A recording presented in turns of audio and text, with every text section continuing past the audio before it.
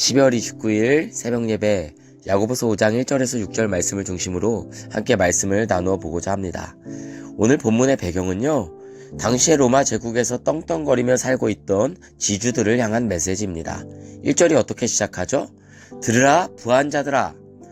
야고보 사도의 분노가 느껴져야 되는데 너무 부드럽게 얘기했나요? 아마도 강력한 어조로 경고성 메시지처럼 그렇게 이야기했을 것 같습니다.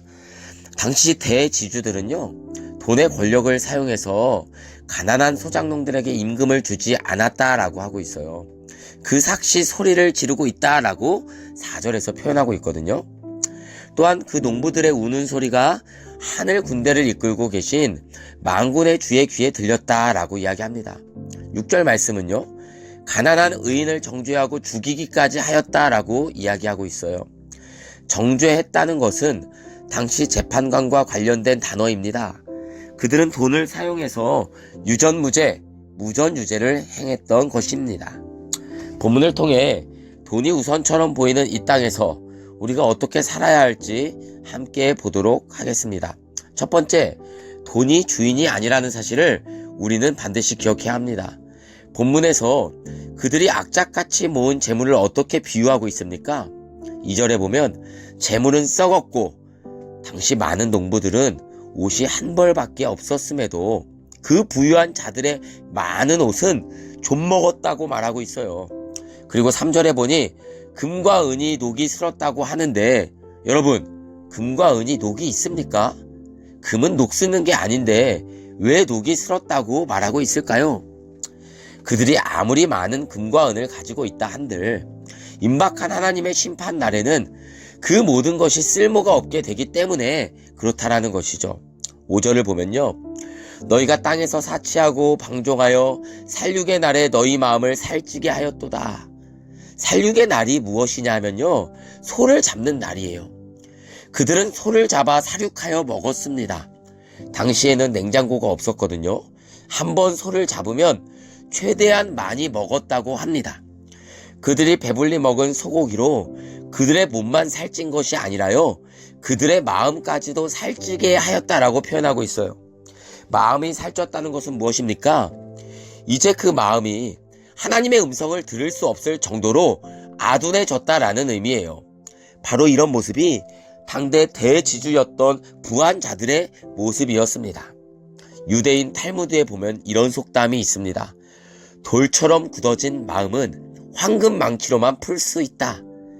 돌처럼 굳어버린 마음, 어떤 말을 해도 움직이지 않는 그 마음, 무엇으로도 풀 수 없는 것 같은 그 마음을 풀 수 있는 수단이 무엇입니까?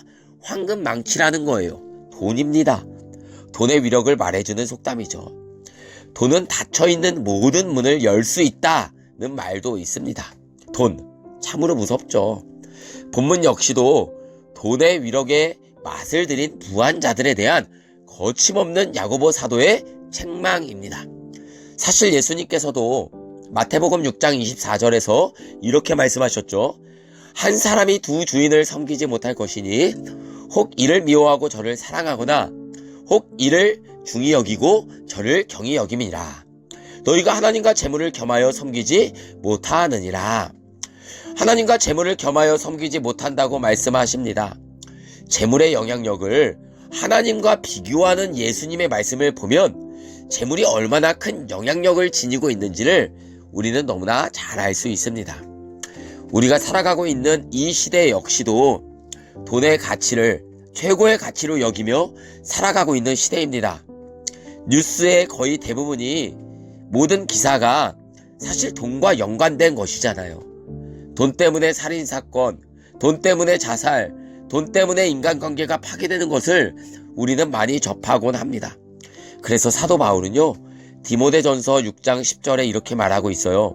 돈을 사랑함이 일만하게 뿌리가 되나니 이것을 탐내는 자들은 미혹을 받아 믿음에서 떠나 많은 근심으로써 자기를 찔렀도다. 여러분, 돈이 사랑할 수 있는 존재입니까? 사랑은요, 인격 대 인격이 하는 것입니다. 사도 바울은 돈을 사랑함이라고 표현하고 있어요. 무엇인가 왜곡된 관계라는 의미인 것입니다.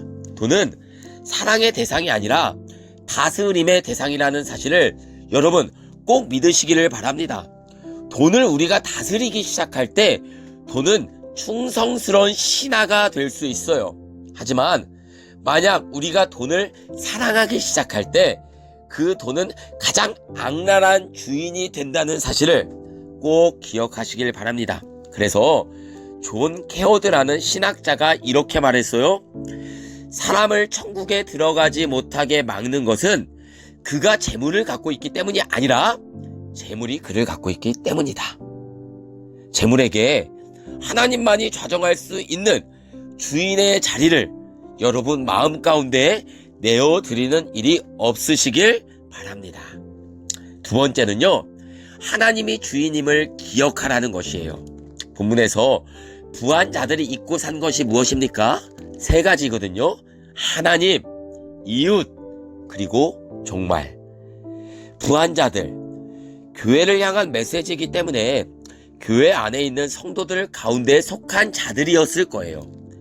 그들은 이미 하나님을 알고 있었지만 어느덧 하나님을 모르는 지경에까지 이르게 되었던 것이죠. 하나님을 알아가는 것에 그치니 하나님께서 섬기라고 말씀하신 이웃을 잃어버리게 된 것이고요. 급기야 이 세상이 다인 것처럼 살아가는 종말을 잃어버리게 되었습니다.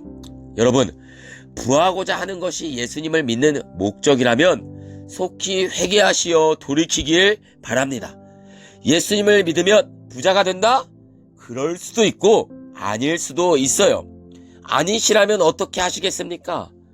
예수님을 믿으면 구원받고 하나님의 나라의 백성으로 살아가는 것이 우리의 목적이라는 거예요. 믿으십니까? 아멘.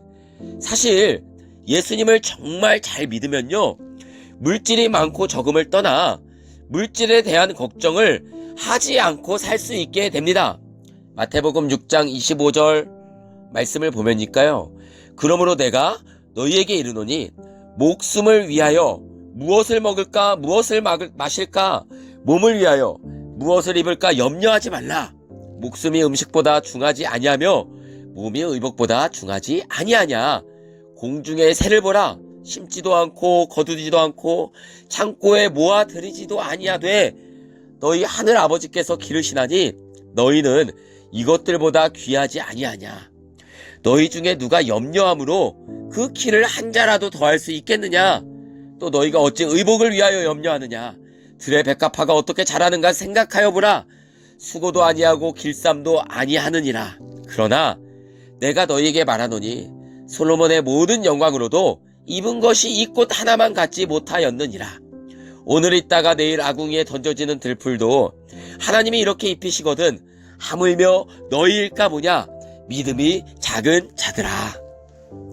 예수님은 우리에게 하나님의 자녀로서 물질의 걱정과 염려로부터 자유로운 삶을 살 것을 말씀하십니다. 이 말씀대로 살아가는 저와 여러분이 되기를 축복합니다. 사랑하는 성도 여러분, 부한 자들처럼 되지 않으려면 어떻게 해야 합니까? 처방을 내어드릴게요.